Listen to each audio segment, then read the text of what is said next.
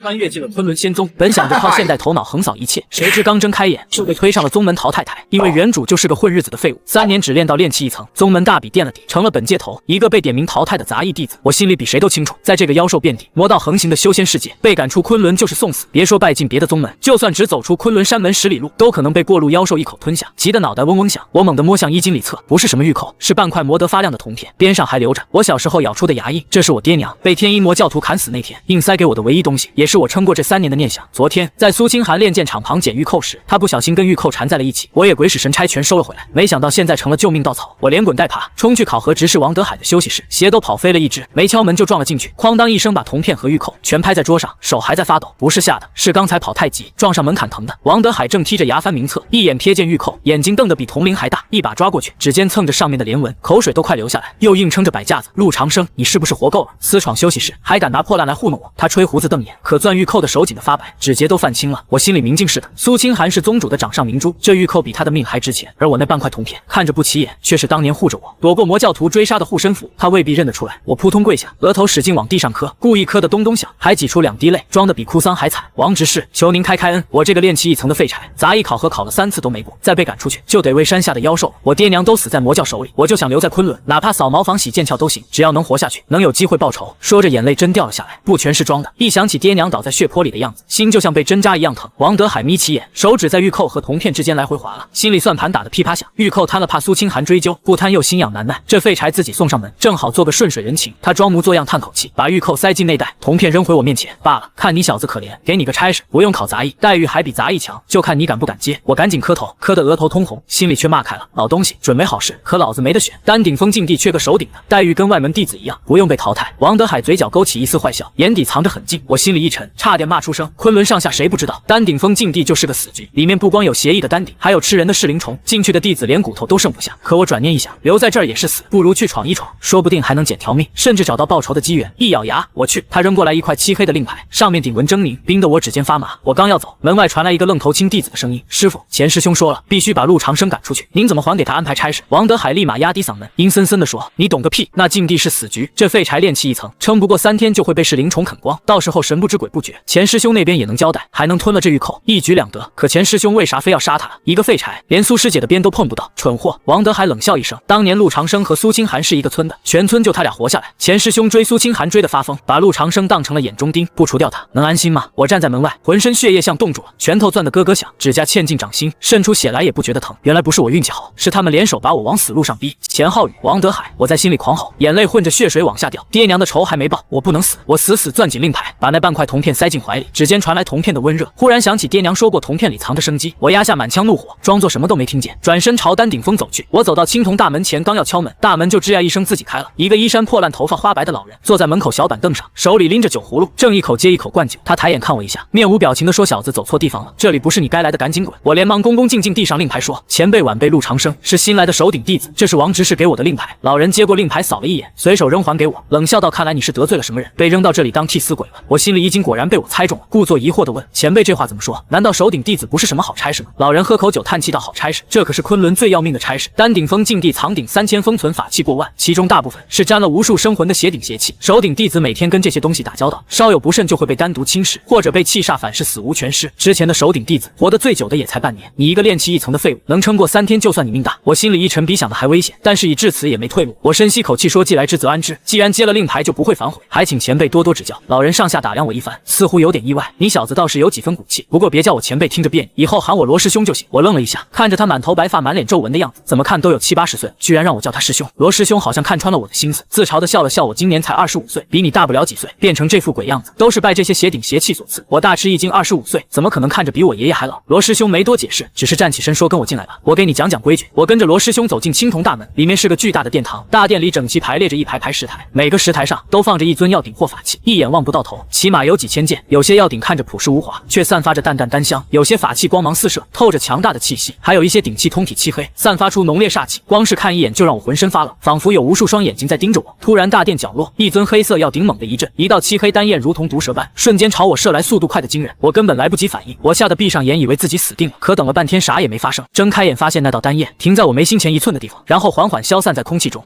罗师兄发出一声惊讶，看向我的眼神变得不同了，有意思，居然扛得住黑焰鼎的挑衅。之前几个手顶弟子第一次进来都被吓瘫了，还有一个直接吓破胆当场就死了。我心有余悸，拍拍胸口问罗师兄那是什么？那是黑焰鼎。罗师兄解释道，禁地一层最邪性的一尊鼎，它是用无数修士的生魂炼成的，生性残暴，最爱挑衅新来的手顶弟子。刚才那道丹焰只是试探，如果他真想杀你，你现在已经是一具焦尸了。我咽了口唾沫，盯着那尊黑焰鼎，心里暗暗发誓，总有一天我要收服你。罗师兄带我在大殿里转了一圈，给我讲了基本情况。这是禁地一层，一共有3216件鼎器，你的任务就是每天擦拭这些鼎器，1年之内全部擦一遍，记住只能擦拭，不能乱摸，更不能打开鼎盖，尤其是那些冒着煞气的邪鼎邪气，碰都别碰。禁地一共3层，一层是普通鼎器，2层是上古丹器，3层是禁地中的禁地，连我都没进去过。你不想死的话，就绝对别踏入2层和3层。每天日落时分，禁地大门就会关上，任何人都进不来出不去，就算宗主来了也没用。晚上别在大殿里逗留，赶紧回屋睡觉。我点点头，把这些规矩牢牢记在心里。罗师兄又带我去看了我的房间，屋子很小，只有1张床1张桌子，不过还算干净。好了，该说的我都说了。罗师兄说道，你自己好自为之吧，要是遇到解决不了的麻烦就喊我，不过我提醒你，很多时候我也救不了你。说完，罗师兄转身就走了，留我一个人在屋里。我坐在床上平复了一下心情，虽然这里很危险，但也不是没机会。我穿越过来时觉醒了一个逆天天赋，丹气双道通神，天生鼎心，天生气魂，天生丹神，任何丹方一学就会，任何气诀一悟就通，任何丹火一看就懂，任何丹气大道都能融会贯通。只要给我时间，我一定能在这儿闯出一片天。现在天色还早，离日落还有几个时辰，我决定去大殿里试试我的天赋。我走出房间，来到大殿里，小心翼翼走到最近的一尊药鼎前。这尊药鼎通体青色，上面刻着简单的纹路，看着很普通。我伸出手轻轻触摸了一下鼎身，就在我手指碰到鼎身的瞬间，一股暖流顺着指尖涌入体内，同时一段信息出现在我脑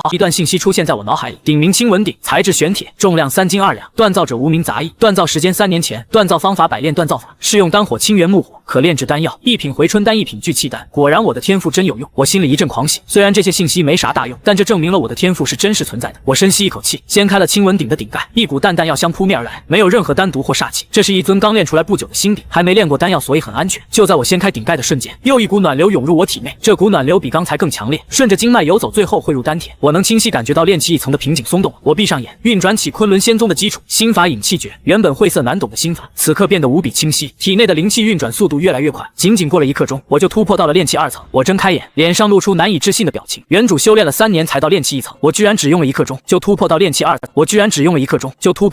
层，这天赋也太逆天了吧！我兴奋的不行，立刻走向下一尊鼎器。这是一尊白色丹炉，看着像木头雕刻的，上面刻着精美的羽毛纹路。我伸出手触摸了一下丹炉，一段信息立刻出现在我脑海里。炉名白羽炉，材质千年飞羽木，重量1斤7两，锻造者白仙子，锻造时间50年前，锻造方法千丝银雕刻法，处理工艺以血玉兽鲜血浸泡7天7夜，可炼制丹药，2品凝气丹，2品清灵丹，残留记忆白羽丹精凝火部。就在信息出现的瞬间，一道墨绿色丹毒突然从白羽炉上爆发出来，顺着我的手指钻进了体内。我脸色大变，这丹毒来得太快了，我现在只有炼气2层的修为，根本挡不住。一旦丹毒蔓延全身，我必死无疑。就在我绝望的时候，我的天赋再次发威，丹田处突然散发出一股温暖的金色光芒，瞬间席卷全身。那道墨绿色丹毒遇到金色光芒，就像冰雪碰上阳光，瞬间消融的无影无踪。与此同时，大量信息涌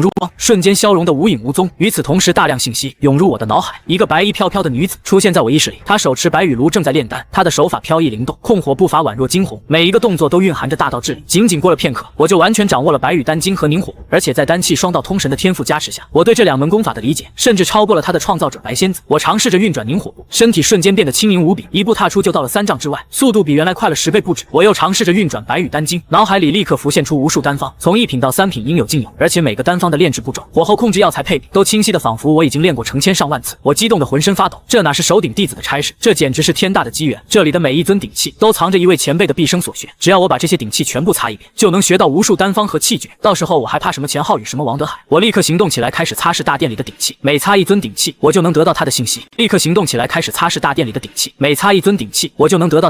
吸收他残留的灵气，学到他藏着的功法。我的修为开始飞速提升，炼气2层、炼气3层、炼气4层，仅仅1个下午的时间，我就从炼气2层突破到了炼气5层，而且我还学到了10几门丹方和气诀，实力发生了翻天覆地的变化。就在我擦拭到第100尊鼎器的时候，意外发生了，那尊之前挑衅过我的黑焰鼎突然再次震动起来，这一次它没有发射丹焰，而是直接从石台上飞起来落在我面前。我心里一惊，以为它要攻击我，立刻运转凝火步做好了战斗准备。可黑焰鼎并没有攻击我，而是在我面前转了一圈，然后用鼎身轻轻蹭了蹭我的胳膊，就像一只撒娇的小狗一样。我愣住了，这是什么情况？就在这时，一段信息出现在我脑海里，鼎名黑焰鼎，品质上品灵气，材质9幽玄铁，重量3600斤，锻造者血丹老魔，锻造时间300年前，锻造方法以10万生魂献祭炼制而成，丹火幽冥黑焰，可炼制丹药5品以下，所有丹药以及部分邪丹，残留记忆血丹精幽冥控火术，状态认主中，认主成功。我惊呆了，黑焰鼎居然认我为主了，这可是禁地1层最邪性的鼎啊！之前不知道多少手鼎弟子死在他手里，现在居然主动认我为主了。一股强大力量从黑焰鼎传入我体内，我的修为再次暴涨，直接从炼气5层突破到了炼气7层，同时血丹经和幽冥控火术也传入我脑海。这2门功法比白羽丹经和凝火步强大太多了，尤其是幽冥控火术，可以操控天下所有火焰，简直是炼丹的神技。我伸出手，黑焰鼎立刻缩小，变成巴掌大小，落在我手心。我能清晰感觉到，我和黑焰鼎之间建立了奇妙联系，可以随心所欲地操控它。哈哈哈！我忍不住大笑起来。钱浩宇、王德海，你们没想到吧？你们把我扔进这个死地，却给了我天大的机缘。等着吧，很快我就会去找你们算账。就在这时，罗师兄的声音从门口传来：“你在笑什么？”我连忙收起黑焰鼎，转过身，看到罗师兄站在门口，一脸惊讶地看着我。没什么，罗师兄，我故作平静地说道。我只是觉得这些鼎器很有意思。罗师兄走到我面前，上下打量我一番，眼神越来越震惊。你居然突破到炼气7层了？这怎么可能？你下午时还只是炼气1层啊！我心里一惊，没想到被他看出来了，连忙解释道：“可能是我之前修炼不得法，今天突然开窍了吧？”罗师兄显然不信我的话，他盯着我看了半天，突然说道：“你是不是碰了那些邪鼎邪气？”我心里咯噔一下，不知该怎么回答。如果我说实话，他会不会把我当怪物？罗师兄见我不说话，叹了口气道：“我就知道，不过你小子命大，居然没被单独反噬。但我警告你，以后别再碰那些邪鼎邪气了。这次是你运气好，下次就不一定。”我点点头，我知道了，罗师兄，以后我会小心的。罗师兄没再多说什么，只是深深看了我一眼，然后转身离开了。我松了口气，还好他没追问下去。不过我知道他肯定已经开始怀疑我，但我不在乎，只要我实力足够强大，就算他知道了我的秘密，也不能把我怎样。接下来的几天，我每天都在大殿里擦拭鼎器，我的修为每天都在飞速提升，学到的丹方和气诀也越来越多。仅仅7天时间，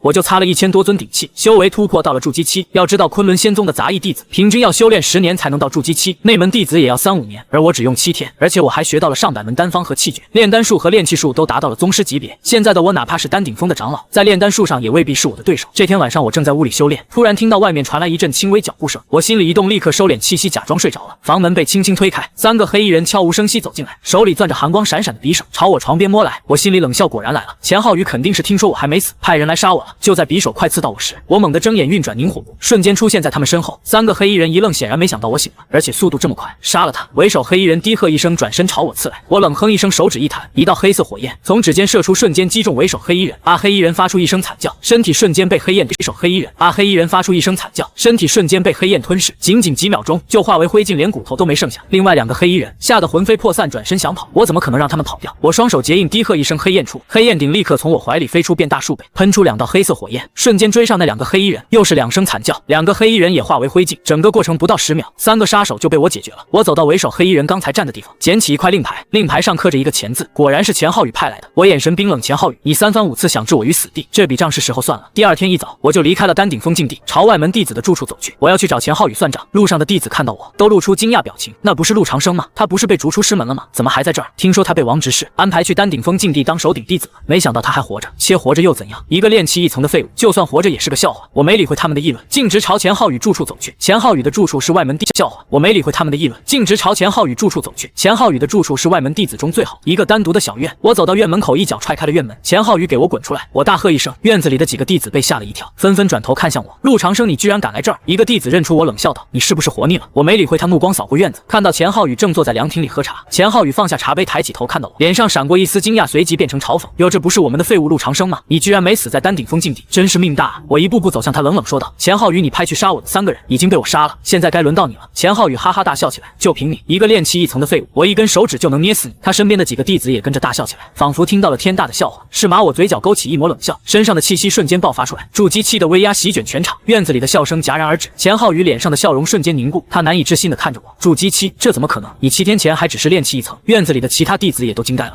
一个个张大嘴巴说不出话来。没有什么不可能的。我一步步走向钱浩宇，你不是一直想杀我吗？今天我就站在这儿看你怎么杀我。钱浩宇脸色一阵青一阵白，他知道自己不是我对手，他猛地站起身朝院外跑去，想跑晚了。我冷哼一声，运转凝火步，瞬间出现在他面前，一脚踹在他胸口，扑！钱浩宇喷出一口鲜血，倒飞出去，重重摔在地上。我走到他面前，踩住他胸口，冷冷说道：“钱浩宇，你3番5次想置我于死地，今天我就废了你的修为，让你也尝尝当废物的滋味。不要陆长生，我错了，求你饶了我吧！”钱浩宇吓得魂飞魄散，连忙求饶：“我以后再也不敢了，我给你磕头了。现在知道错了晚了。”我眼神冰冷，抬手就要废他修为。就在这时，一个威严声音传来：“住手！”我转过头，看到王德海带着几个执法弟子匆匆赶来。陆长生，你好大胆子，居然敢在宗门内动手伤人！王德海指着我厉声喝道。我冷笑一声：“王执事，你来的正好。钱浩宇派杀手去丹顶峰禁地杀我，我只是自卫反击而已。难道宗门规矩只许他杀我，不许我还手吗？”王德海脸色一变，他没想到钱浩宇派去的杀手居然失败了，还被陆长生抓住了把柄。胡说八道！王德海强作镇定说道：“钱师兄怎么可能派杀手杀你？明明是你嫉妒钱师兄天赋比你好，故意找借口伤人。哦，是吗？我我从怀里掏出那块刻着钱字的令牌，扔在王德海面前。这是我从杀手身上找到的令牌，上面刻着钱字。王执事，你不会说这不是钱浩宇的东西吧？王德海看着地上的令牌，脸色更难看了。他没想到陆长生居然还有证据，就算是这样，你也不能在宗门内动手伤人。王德海硬着头皮说道：“按照宗门规矩，你应该先向执法堂举报，而不是私自动手。向执法堂举报。”我嗤笑道：“王执事，你和钱浩宇是什么关系？大家心里都清楚。我要是向执法堂举报，恐怕还没等执法堂调查，我就已经死在丹顶峰禁地了吧？”你王德海被我说得哑口无言。就在这时，一个清脆声音传来：“陆长生说的是真的。”所有人都转过头，看到苏清寒站在院门口，她穿着一身蓝色长裙。清寒站在院门口，她穿着一身蓝色长裙，宛如仙女下凡。苏师姐，院子里的弟子们都恭敬喊道。苏清寒走到我身边，看着王德海冷冷说道：“王执事，钱浩宇派杀手杀陆长生的事情，我已经知道了，而且我还知道是你把陆长生安排去丹顶峰禁地，想借刀杀人。”王德海脸色大变：“苏师姐，你别听他胡说八道，我没有胡说八道。”苏清寒打断他的话：“昨天晚上我亲眼看到钱浩宇派那3个黑衣人去丹顶峰禁地，而且我还听到了你和钱浩宇的对话。你说陆长生活不过3天，等他死了，就没人妨碍钱浩宇追求我了。”王德海面如死灰，他没想到苏清寒居然知道了所有事。周围的弟子们都议论纷纷，看向王德海和钱浩宇的眼神充满鄙夷。原来王执事和钱师兄这种人太恶心了。是啊，居然联手陷害一个杂役弟子，太不要脸了。陆长生也太厉害了吧，7天就从炼气1层突破到筑基期，简直是天才啊！就在这时，丹顶峰峰主丹晨子带着几个长老匆匆赶来。他刚才听到消息说有人在丹顶峰附近闹事，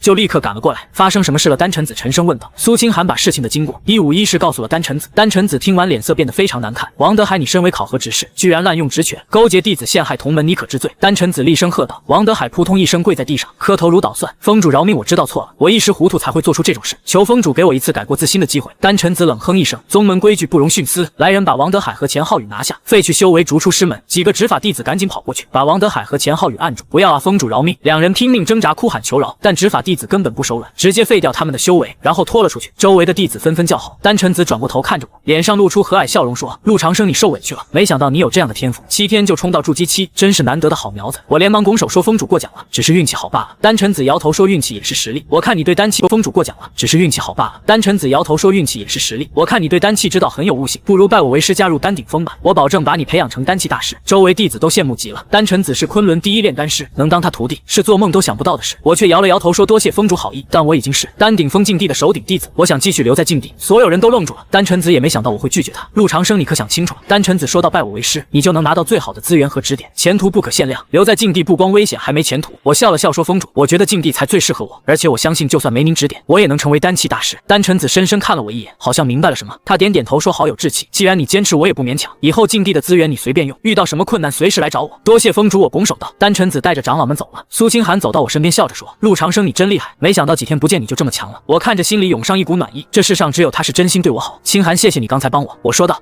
咱俩是青梅竹马，我不帮你帮谁？苏清寒笑着说。不过你也太厉害了吧，7天就冲到筑基期，怎么做到的？我神秘一笑说：“秘密，以后你就知道了。”苏清寒撅嘴说：“不说算了。对了，你以后要小心，钱浩宇他爹是内门长老，肯定不会善罢甘休。”我点头说：“知道了，放心吧，我不会有事的。”跟苏清寒聊了一会，我就回到了丹顶峰禁地。罗师兄见我回来，脸上露出笑容。听说你把钱浩宇和王德海都收拾了，可以啊，小子。我笑了笑说：“只是运气好。”罗师兄摇头说：“你不用瞒我，我知道你不是普通人，你的天赋是我这辈子见过最好的。”我看着罗师兄犹豫了一下说：“罗师兄，其实我有个秘密。”我知道。罗师兄打断我：“你不用告诉我。每个人都有自己的秘密，但我提醒你，钱长老不好惹，他心狠手辣，肯定会找机会报复，而且禁地的危险比你想象的大得多。你现在只接触了1层、2层和3层的凶险，你根本没法想。”我点头说：“知道了，不过我不会怕的，越危险越有机遇。”罗师兄笑了笑说：“好有你这句话就行，以后需要帮忙尽管开口。”接下来的日子，我继续擦1层的顶气，修为越来越高，炼丹炼气也越来越精。1个月后，我把1层所有顶气都擦完了，修为直接冲到了金丹期，还学到了3000多门丹方和气诀，炼丹炼气都到了大宗师级别。现在的我哪怕是丹晨子，在炼丹上也远远不是我的对手。这天我正在屋里炼丹，罗师兄突然急匆匆跑进来：“陆长生不好了！”罗师兄脸色发白说：“钱长老带着10几个内门弟子闯到禁地门口了，说要杀你，给他儿子报仇。”我放下手里的药材，嘴角一冷，来的正好，我正想找他算账。我起身朝禁地门口走去，罗师兄赶紧跟上来。禁地门口，钱长老带着10几个内门弟子，气势汹汹站在那里。他见我出来，眼神瞬间变得阴冷：“小畜生，你敢废我儿子修为，今天我就要杀你，为我儿子报仇！”钱长老咬牙切齿说道。我冷笑一声说：“钱长老，你儿子先派人来杀我，我只是还手罢了，难道只许他杀我，不许我还手？哼，我儿子杀杀你是给你面子。钱长老蛮横地说：“你一个废物，死100次也抵不上我儿子一说你一个废物，死100次也抵不上我儿子一根手指。今天我不仅要杀你，还要抽出你的魂魄，日夜折磨，让你永世不得翻身。”说完，钱长老爆出金丹后期的威压，朝我扑过来。小心罗师兄大喊一声，我却不慌不忙运转凝火步，轻松躲过钱长老的攻击。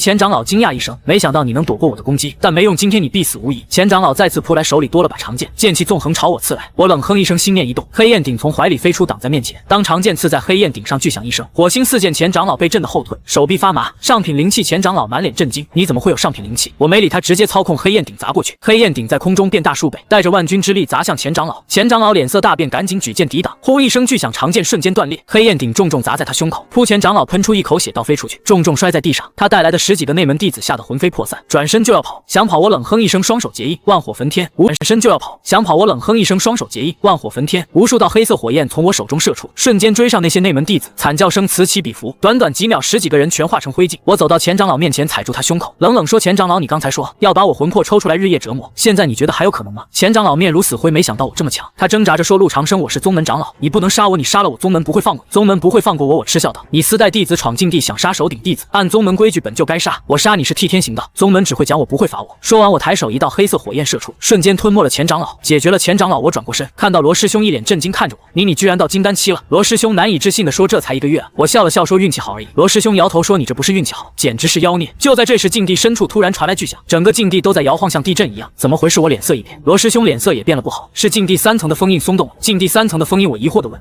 师兄脸色也变了不好，是禁地3层的封印松动了。禁地3层的封印，我疑惑地问，里面封着什么？罗师兄深吸一口气，满脸恐惧，里面封着一个上古魔神，千万年前昆仑初代宗主联合各大宗门高手才把他封在这里，如果他破印而出，整个修仙界就完了。我心里一惊，上古魔神那可是传说啊！就在这时，3层方向传来一声惊天咆哮，一股恐怖魔气冲天而起，瞬间笼罩整个丹顶峰，天空变得漆黑，电闪雷鸣，像世界末日一样。我和罗师兄对视一眼，都看到对方眼里的恐惧，不好，封印要破了！罗师兄大喊。就在这时，丹晨子带着所有长老和弟子匆匆赶来。陆长生、罗恒，你们没事吧？丹晨子焦急问。封主，我们没事。罗师兄说，但3层封印快破了，上古魔神要出来。丹晨子脸色发白，我知道，刚才护山大阵都被魔气震松了，这下麻烦了。话音刚落，3层方向又传来一声巨响，地面裂开一道巨大裂缝，浓烈魔气从裂缝中喷涌而出，一个巨大的黑影从裂缝缓缓升起，他身高1000丈，浑身黑色鳞片，头上长着2只巨大牛角，眼睛像2个血红太阳一样，散发着恐怖气息。哈哈哈，我终于出来了！上古魔神狂笑，震得天地颤抖。昆仑的小辈们准备受死吧！千万年前的仇，今天我要连本带利讨回来！丹晨子脸色大变，喊道：“所有弟子听令结阵！”昆仑弟子立刻行动起来，结成巨大剑阵，无数剑气射向上古魔神。可上古魔神只是轻轻一挥，所有剑气就消散了。他随手一拍，巨大手掌朝剑阵拍去，轰一声巨响，剑阵瞬间破碎，无数弟子被震得吐血倒飞。丹晨子和长老们一起出手攻向上古魔神，可他们的攻击在他面前就像挠痒痒，根本没用。哈哈哈！就凭你们这些废物也想拦我？上古魔神大笑，今天我就要血洗昆仑，然后踏平整个修仙界。就在所有人都绝望时，我怀里的黑焰鼎突然剧烈震动，一股温暖的金光从我体内散发出来，和黑焰鼎的光芒融为一体。我感觉一股强大力量在体内苏醒，脑海里涌出无数古老信息，一段尘封千万年的记忆终于解开。原来我不是普通穿越者，我是上古丹神的转世，我是上古丹神的转世。千万年前，我和初代昆仑宗主一起联手封印了上古魔神，但我也在那场战斗中重伤，魂飞魄散，只剩一丝残魂转世重生，等待再次封印上古魔神的机会。而丹气双道通神的天赋，就是我作为上古丹神的本命神通。我抬起头看着上古魔神，眼神变得无比威严。蚩尤，千万年过去了，你还是这么不知悔改。我淡淡说道。上古魔神听到我的声音，身体猛地一震，他转过头，难以置信看着我说：“你是丹神，不可能，你不是死了吗？”我嘴角一冷，说：“我是死了，但我又回来了。今天我就要再次把你封印。”说完，我身上爆出耀眼金光，修为瞬间暴涨，从金丹期一路冲到元婴化神炼虚合体大场，整个天地都被金光笼罩。上古魔神的魔气瞬间被压制下去，所有人都惊呆了，包括丹晨子和罗师兄，他们难以置信地看着我，像在看一个神明。这怎么可能？丹晨子喃喃自语。我伸出手，黑焰鼎立刻飞到手中，变得无比巨大，鼎身刻满古老符文，散发着神圣气息。蚩尤受古老符文，散发着神圣气息。蚩尤受死吧！我大喝一声，操控黑焰鼎砸向上古魔神。不，蚩尤发出绝望惨叫，黑焰鼎重重砸在他身上，把他砸回裂缝中。我双手结印，无数金色符文从手中射出，融入裂缝，重新加固封印。天地间的魔气渐渐消散，天空恢复晴朗。我缓缓降落地面，修为也回到金丹期。刚才我燃烧了前世的残魂，才暂时恢复上古丹神的力量。现在残魂耗尽，我又变回原来的我。所有人都围上来，用崇拜眼神看我。丹神大人，丹晨子第一个跪下，弟子丹晨子拜见丹神大人。所有长老弟子也跟着跪下，拜见丹神大人。我赶紧扶起丹晨子说：“封主不必多礼，我现在只是陆长生，不是什么丹神大人。”丹晨子恭敬说：“您是上古丹神转世，就是我们所有人的大人，以后昆仑仙宗就由您来统领吧。”我摇头说：“我对统领宗门没兴趣，只想继续留在丹顶峰禁地修炼丹气之道。”就在这时，我感觉封印之地传来微弱波动，心里一惊，刚才的封印没完全加固。蚩尤虽然被重新封印了，但他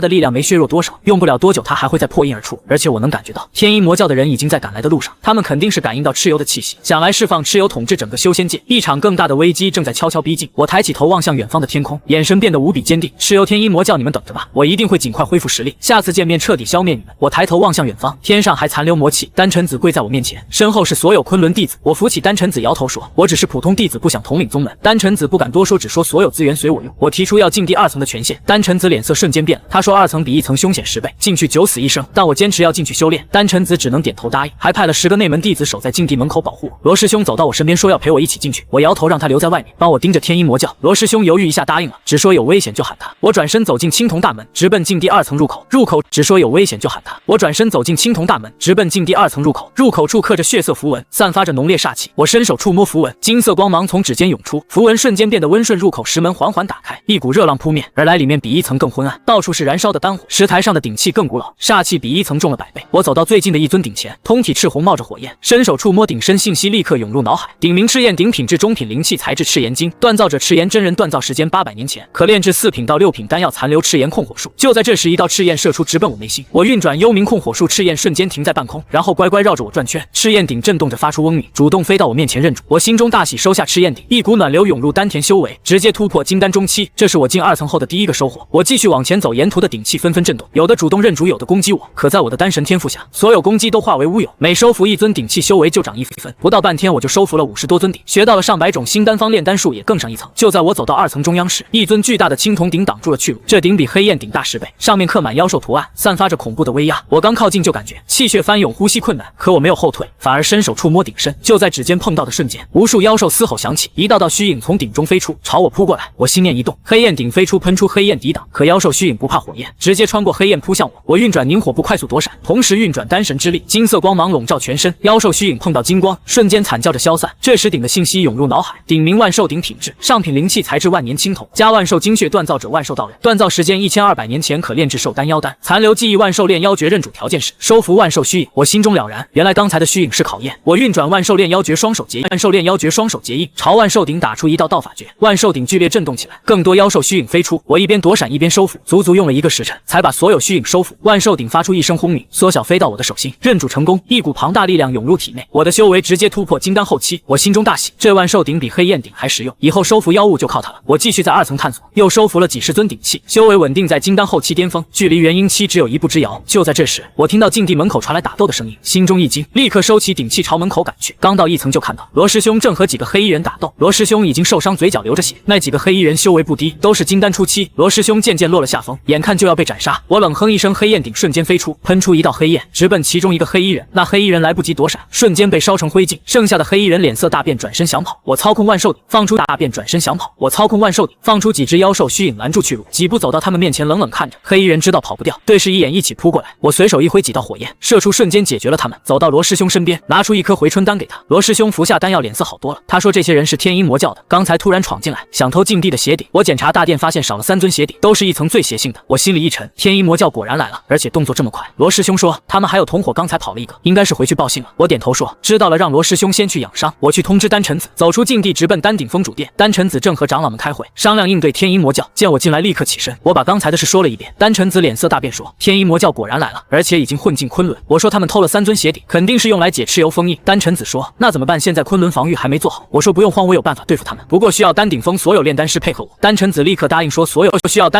炼丹师配合我。丹晨子立刻答应说所有炼丹师听我调遣，我让他们赶紧炼制大量破邪丹和回春丹，3天之内必须练好。丹晨子立刻安排下去。我又说还要加强禁地防御，不能再让魔蛟进来。丹晨子说会加派弟子守在禁地周围。离开主殿，我朝苏清寒住处走去，担心他的安全。苏清寒见我来，脸上露出笑容，拉着我问东问西。我把天阴魔教的事告诉他，让他最近别出门，待在院子里。苏清寒点头答应说会小心的。我从怀里拿出一枚护身玉佩给他，这是我用赤焰鼎炼制的，可以挡金丹期攻击。苏清寒接过玉佩，开心的戴在脖子上。我又陪他聊了一会才离开。接下来2天，我一直在禁地2层修炼，同时炼制各种丹药和法器，修为越来越高，已经摸到元婴期的门槛。就在第2天晚上，罗师兄突然来找我，脸色很难看，说有件事要告诉我。我让他坐下慢慢说。罗师兄犹豫很久才说出他的身世，原来他不是普通弟子，他父亲是血丹老魔的关门弟子。当年血丹老魔被昆仑追杀，他父亲带他逃。他父亲是血丹老魔的关门弟子，当年血丹老魔被昆仑追杀，他父亲带他逃了出来，临死前把他送到昆仑，改名叫罗恒，希望他能做个好人。我听完很惊讶，没想到罗师兄还有这样的身世。罗师兄说他一直瞒着所有人，就怕被宗门赶出去。我说我不会告诉别人的，过去的事已经过去了，你现在是昆仑仑弟子，不是血丹老魔的后人。罗师兄感动地看着我说：“谢谢你，陆长生。”我笑了笑说：“咱俩是兄弟，不用这么客气。”罗师兄又说他知道血丹老魔还有一尊本命鼎藏在禁地2层的深处，那鼎叫血魂鼎，品质是极品灵气，比黑焰鼎还厉害。当年血丹老魔用它炼制了无数血丹，后来被昆仑打败，血魂鼎就被封在2层。我说那太好了，我们现在就去取。罗师兄点头说：“好。”我们一起走进禁地2层，直奔深处走了大约半个时辰，来到一个山洞前，山洞被一道血色封印挡住。罗师兄说血魂鼎就在里面，他父亲留下了破解方法。罗师兄走到封印前，双手结印打出一道道法诀，血色封印渐渐变淡，最后消失。我们走进山洞里面，果然有一尊通体血红的鼎，散发着浓郁血腥味，这就是血魂鼎。我刚靠近就感觉一股邪恶力量想侵蚀我的心神，可我是丹神转世，这点邪力根本不算什么。伸手触摸血魂鼎，信息立刻涌入脑海。鼎名血魂鼎，品质极品灵气，材质9幽血玉，加100万生魂，锻造者血丹老魔，锻造时间500年前，可炼制7品到9品丹药，包括各种顶级邪丹。残留记忆血丹经完整版认主，要求净化鼎中邪魂。我心中一喜，终于得到血丹经完整版了。运转丹神之力，金色光芒涌入血魂鼎，鼎中发出无数凄厉惨叫。那些被封印的邪魂在金光中渐渐消散，足足用了2个时辰，我才把所有邪魂净化血魂鼎，发出一声清鸣，飞到我的手心认主成功。一股庞大力量涌入体内，瓶颈瞬间破碎，直接突破到元婴期，感受着体内前所未有的力量，心中大喜。现在就算是元婴后期，我也有一战之力。罗师兄见我突破，也替我开心。就在这时，山洞突然震动起来，外面传来打斗声。我和罗师兄对视一眼，立刻走出山洞。只见禁地门口已经打成一片，天阴魔教的大部队来了，为首是个黑袍人，修为元婴后期，身后跟着4个金丹长老，还有上百个魔教弟子、昆仑弟子正在抵挡，可根本不是对手，已经死伤惨重。丹晨子正和黑袍人打斗，丹晨子只是元婴初期，渐渐落了下风，眼看就要被斩杀。我冷哼一声，身形一闪，出现在丹晨子面前，挡住了黑袍人的攻击。黑袍人看到我，脸上露出惊讶，说：“你就是陆长生？”我说：“是我。”黑袍人说：“没想到你居然到了元婴期，但今天你还是要死。”说完，他举起魔刀朝我砍来，我操控黑焰鼎挡住攻击，当的一声巨响，黑袍人被震得连连后退。他满脸震惊说：“上品灵气，你居然有这么多上品灵气！”我没说话，操控万兽鼎放出无数妖兽虚影扑过去。黑袍人挥刀抵挡，可妖兽虚影太多，他渐渐手忙脚乱。我趁机操控血魂鼎，喷出一道血色光芒，直奔他胸口。黑袍人来不及躲闪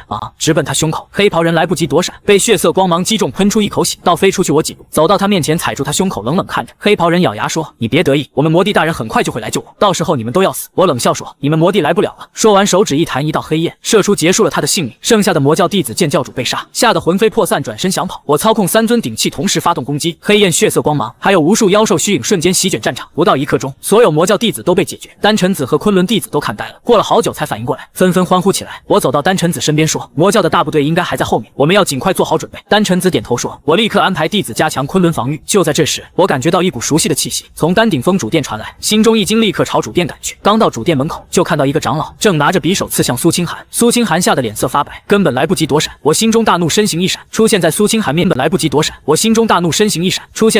面前，抓住那个长老的手腕。那个长老看到我，脸上露出惊恐。我冷冷看着他说：“原来是你，你就是天阴魔教的内应。”那个长老咬牙说：“没错，就是我。前长老就是我大哥，我早就想杀了你，为我大哥报仇。”我冷笑说：“就凭你也配？”说完，手上用力咔嚓一声，捏断他的手腕，匕首掉在地上，一脚把他踹倒在地。他挣扎着要起来，我操控黑焰鼎喷出一道火焰，结束了他的性命。苏清寒扑到我怀里，吓得浑身发抖。我轻轻拍着他的背，安慰说：“没事了，有我在，没人能伤害你。”丹晨子和其他长老也赶了过来，看到地上的尸体都很惊讶。我把事情经过说了一遍，丹晨子脸色大变，说：“没想到我们宗门居然藏着魔教的内应。”我说：“这只是小角色，真正的幕后黑手是天阴魔帝，他和蚩尤有契约，这次就是想趁蚩尤封印松动，释放蚩尤统治修仙界。”丹晨子说：“那怎么办？我们根本不是魔帝的对手。”我说：“不用慌，我已经有办法了，不过需要去其他4大宗门借一样东西。”丹晨子问：“什么东西？”我说：“上古五行鼎。”现在我只有活4大宗门借一样东西。丹晨子问：“什么东西？”我说：“上古五行鼎。”现在我只有火属性的黑焰鼎，还需要金木水土4属性的鼎，只有集齐五行鼎才能彻底封印蚩尤。丹晨子说：“可其他4大宗门会把鼎借给我们吗？”我说：“他们会的，因为如果蚩尤破印而出，整个修仙界都会灭亡，他们没有选择。”丹晨子点头说：“我立刻安排人陪你一起去。”我摇头说：“不用，我自己去就行，人多了反而麻烦。”罗师兄走过来说：“我陪你一起去，多个人多个照应。”我想了想，点头说好。苏清寒也说我也要去，我摇头说不行，你留在昆仑帮我盯着封印的动静。苏清寒撅着嘴，很不情愿的答应。第2天一早，我和罗师兄就出发了。第一站是青木宗，在昆仑东边距离3000里，我们御剑飞行不到1天就到了。青木宗的山门守山弟子拦住我们去路，问我们是什么人，来青木宗干什么。我拿出昆仑令牌，说我是昆仑弟子陆长生，有要事求见青木宗主。守山弟子接过令牌看了一眼，立刻恭敬起来，说：“2位稍等，我去通报宗主。”过了一会，守山弟子回来说：“宗主有请。”我们跟着守山弟子走进青木宗。青木宗到处都是参天大树，空气清新，充满木属性灵气。来到主殿，青木宗主已经在等我们了。他是个白发老者，修为元婴后期，见我们进来，笑着说：“林道友远道而来，有失远迎。”我拱手说：“青木宗主客气了，我这次来是想向贵宗借用青木鼎一用。”青木宗主脸上的笑意顿时凝固了，他沉声说：“青木鼎乃我宗立派根基，绝不能外借。”我心中早有准备，于是开口说道：“我明白青木鼎对贵宗意义非凡，可如今形势万分危急，蚩尤的封印已经出现裂痕，狠。天阴魔帝正妄图解开这道封印，若蚩尤真的挣脱束缚冲出封印，整个修仙界将陷入万劫不复。只有将5尊五行鼎全部集齐，才能把蚩尤重新彻底封印。青木宗主眉头紧锁问道：“蚩尤的封印当真松动？”我郑重的点头说：“千真万确。就在前几天，天阴魔教已经对昆仑发动了突袭，我们拼尽全力才将他们击退。可是天阴魔帝很快就会率领魔教主力卷土重来，到那时我们恐怕难以抵挡。”青木宗主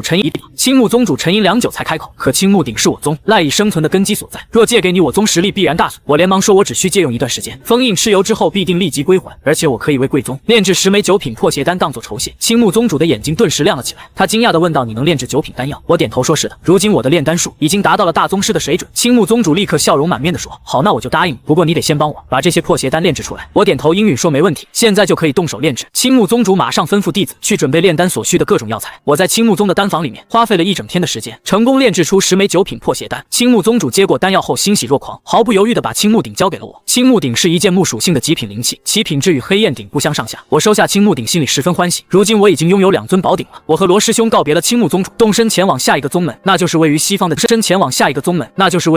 金剑宗。金剑宗距离青木宗有5000里之遥，我们施展御剑飞行数日夜赶路，2天后终于到达了金剑宗。金剑宗的山门修建在一座险峻的剑山之上，四周剑气纵横，凌厉逼人。守山的弟子看见我们，立刻拦住了去路盘问。我亮出昆仑令牌说明了来意，守山弟子进去通报之后，便带着我们去见金剑宗主。金剑宗主是一位中年男子模样的人，修为已经达到了元婴后期，性格十分豪爽直率。听我说完来意之后，他立刻爽快地说道：“原来是为了封印蚩尤的大事，没问题，我金剑宗的庚金鼎尽管借给你用，不过我有一个小小的条件。”我问道：“是什么条件？请说。”金剑宗主说：“听闻你炼丹术超凡入圣，能否帮我炼制1枚9品筑基丹？我儿子资质还算不错，可困在筑基期已经整整10年了。”我点头答应说好，这件事包在我身上。金剑宗主马上吩咐弟子去准备炼丹所需的药材，我只用了半天的时间就炼制出了1枚9品筑基丹。金剑宗主拿到丹药后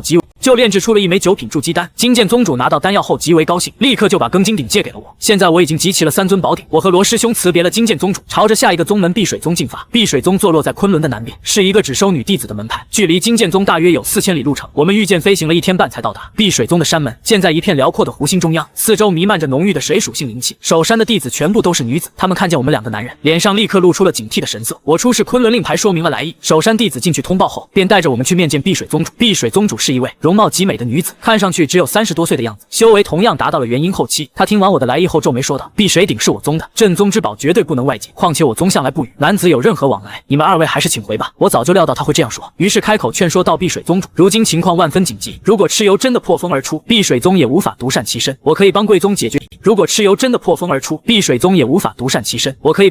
决一个天大的麻烦，以此来作为借鼎的报酬。”碧水宗主问道：“什么麻烦？”我说：“我听闻贵宗的镇宗之宝碧水鼎近来出了问题，鼎中的水魂开始暴动作乱，导致贵宗弟子修炼时常常走火入魔。”碧水宗主脸上露出了震惊的表情，脱口问道：“你是怎么知道的？”我微微一笑说道：“我是丹神转世，这点小事自然瞒不过我的眼睛。”碧水宗主半信半疑地看着我，问道：“你真的有办法解决碧水鼎的问题？”我说：“当然可以，而且我还能让碧水鼎的威力提升1倍。”碧水宗主犹豫了好一会儿，终于点头说道：“好吧，如果你真能解决碧水鼎的问题，我就把它借给你。”我点头答应说好，现在就带我去看看碧水鼎吧。碧水宗主领着我和罗师兄来到了碧水宗的禁地之中，碧水鼎就放置在禁地中央的一汪水池里面。果然如我所说，碧水鼎正散发着诡异的黑色雾气，鼎中的水魂正在疯狂地撞击着鼎壁。我走到水池旁边，伸手触摸碧水鼎，金色的光芒涌入鼎身之中，水魂发出了凄厉的惨叫声。我运转丹神之力，将鼎中的邪气彻底净化干净，又打入了一道法诀，将碧水鼎的威力向上提升了一个台阶。不到半个时辰，我就解决了所有的问题，碧水鼎恢复了原本湛蓝的光芒，散发出柔和温润的气息。碧水宗主看到这一幕非常惊讶，赞叹道：“你真的做到了，实在是太厉害了。”我笑着说：“现在可以把碧水鼎借给我了吧？”碧水宗主连连点头说道：“当然可以，多谢你林道友。”我收下碧水鼎，如今已经集齐了4尊宝鼎，只差最后1尊后土鼎了。后土鼎藏在北边的后土宗，距离碧水宗有6000里远。我和罗师兄告别碧水宗主，朝着后土宗的方向出发。我们御剑飞行了3天才抵达后土宗。后土宗的山门修建在一座巨大的土山之上，四周弥漫着浓郁的土属性灵气。守山的弟子看见我们，立刻拦住去路进行盘问。我出示昆仑令牌说明了来意，守山弟子进去通报之后，便带着我们去见后土宗主。后土宗主是一位身材魁梧健硕的壮汉，修为也是元婴后期。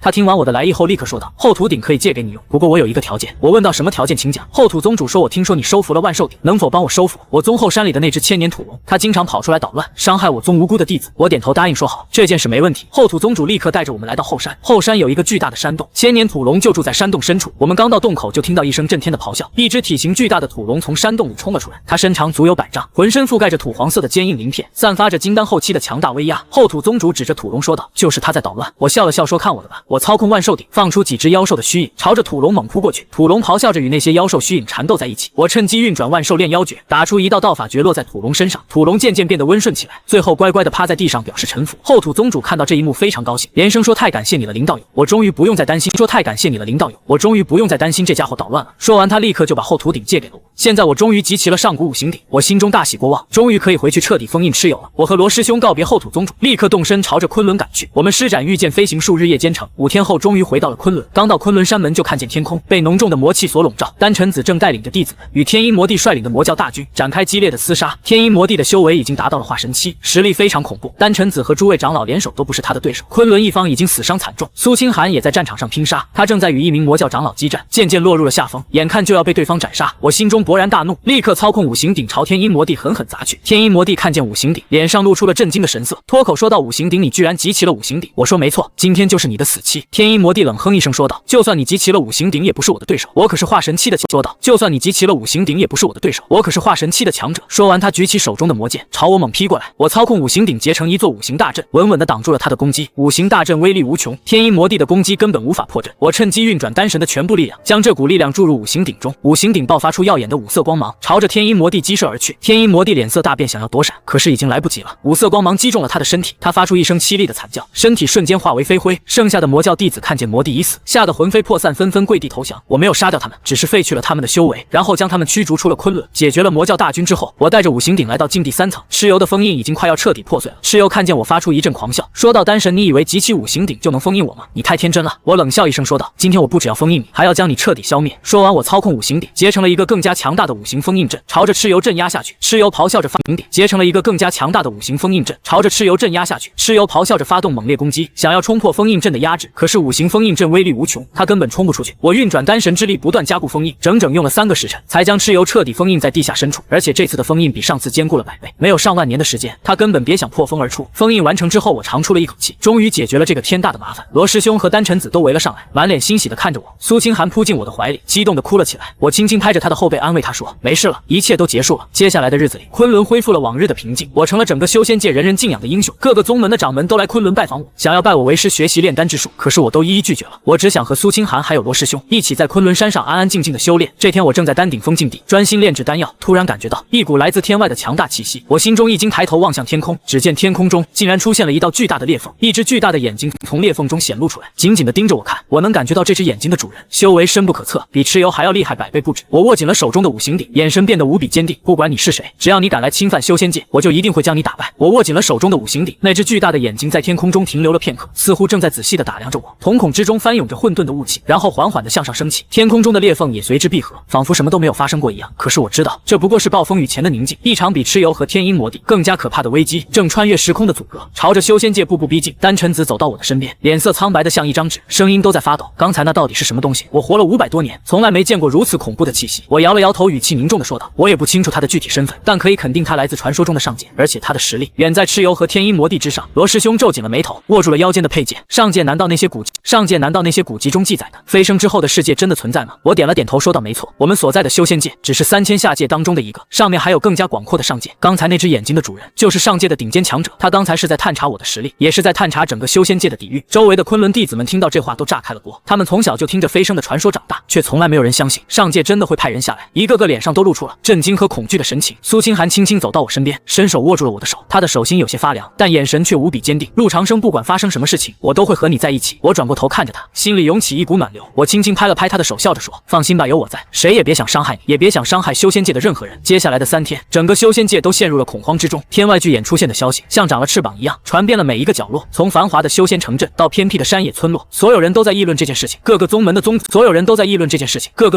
主都带着最贵重的礼物，马不停蹄地赶到昆仑。一方面是想打听详细的消息，另一方面也是想来抱我的大腿。毕竟现在整个修仙界只有我有能力对抗来自上界的威胁。青木宗主带来了1000年份的木灵珠，金剑宗主送来了万年寒铁打造的剑胚，碧水宗主献上了能活死人肉白骨的碧水莲，后土宗主则搬来了整条后土矿脉的开采权。他们对我毕恭毕敬，连说话都不敢大声，生怕惹得我不高兴。可是也有一些不知死活的宗门觉得我只是运气好，根本不配当修仙界的领袖。其中最嚣张的就是位于南疆的万毒宗。万毒宗的宗主毒仙子是个心狠手辣的女人，她修炼毒功300多年，害死了无数无辜的人。她一直觊觎五行鼎的力量，觉得这么厉害的宝贝不该落在我一个人手里。这次她也带着10几个弟子，大摇大摆地来到了昆仑。丹晨子在丹顶峰的议事大殿设宴，招待各个宗门的宗主。我作为修仙界的救世主，自然坐在主位上。宴会上各个宗主都纷纷起身敬酒，说着然坐在主位上。宴会上各个宗主都纷纷起身敬酒，说着各种恭维讨好的话。只有毒仙子坐在角落里，端着酒杯一言不发，眼神阴鸷地盯着我，手里的酒杯被他捏得发出咯咯的响声。酒过3巡，菜过5味，毒仙子突然站起身来，打破了大殿里的热闹气氛。他皮笑肉不笑地看着我说道：“陆长生大人，您是上古丹神转世，炼丹术天下第一。我这里有一位祖传的奇毒，名为7日断魂散，据说从古至今从来没有人能解开过，不知您能不能为我们露一手，炼制出解药来？”我看着他嘴角勾起一抹冷笑，我当然知道他的心思，他就是想要故意刁难我。如果我解不开，就会在所有宗主面前丢尽脸面，以后再也没人会服我。如果我解开了，他就会趁机偷学我的炼丹术，甚至可能在我炼丹的时候搞偷袭。可是我根本不怕他，别说7日断魂散，就算是上古10大奇毒，在我这个丹神面前也不过是小孩子的把戏。我淡淡的开口说道：“没问题，你把毒药拿出来吧。”毒仙子脸上立刻露出了得意的笑容，他从怀里掏出一个黑色的瓷瓶，小心翼翼的脸上立刻露出了得意的笑容，他从怀里掏出一个黑色的瓷瓶，小心翼翼的递了过来，仿佛里面装着什么稀世珍宝。我接过瓷瓶，打开盖子，一股刺鼻的臭味瞬间弥漫了整个大殿，周围的宗主们都捂住了鼻子，脸色变得很难看，几个修为较低的弟子甚至直接晕了过去。我只是轻轻闻了一下，就知道了这毒药的所有成分不过是用7种剧毒之物按照特殊比例炼制而成，虽然对普通修士来说是致命的，但对我来说根本不值一提。我笑着说，这毒药确实有点意思，不过对我来说还是太简单了，我现在就可以炼制解药。说完我心念一动，黑焰鼎瞬间出现在我的手中，鼎身旋转了一圈，散发出淡淡的黑色火焰。我随手一挥，桌上的甘草、金银花、当归等几种普通药材就自动飞进了鼎中。我运转幽冥控火术，精准地控制着火焰的温度，黑色的火焰在鼎中温柔地舔舐着药材。仅仅过了1刻钟，我就掀开了鼎盖，一股沁人心脾的清香瞬间驱散了大殿里的臭味。一枚晶莹剔透的丹药悬浮在鼎中，散发着柔和的光芒。我拿起丹药递给毒仙子说道：“你可以找人试试看有没有效果。”毒仙子脸上的得意笑容瞬间僵住，他怎么也没想到我居然只用了1刻钟，就用几种最普通的药材炼制出了解药。他不甘心地接过丹药，递给身边的一个弟子，那个弟子是他的心腹，毫不犹豫地吞下了7日断魂散。没过多久，他的脸就变成了黑色，口吐白沫，倒在地上不停地抽搐起来。毒仙子连忙把解药塞进他的嘴里，仅仅过了3个呼吸，那个弟子就停止了抽搐，脸上的黑色也渐渐褪去。他站起身来，活动了一下手脚，一点事都没有了。大殿里立刻响起了雷鸣般的掌声，各个宗主都纷纷赞叹陆长生大人果然名不虚传，太厉害了，这炼丹术简直是神乎其技。毒仙子的脸色一阵青一阵白，他咬了咬牙，狠狠地瞪了我一眼，然后坐了下来。可是我能清楚地感觉到他的眼神里充满了怨毒和不甘。宴会结束后，我回到了丹顶峰禁地，罗师兄跟了进来，他担忧地说道：“陆长生那个毒仙子肯定不会善罢甘休的，他这个人睚眦必报，你一定要小心他搞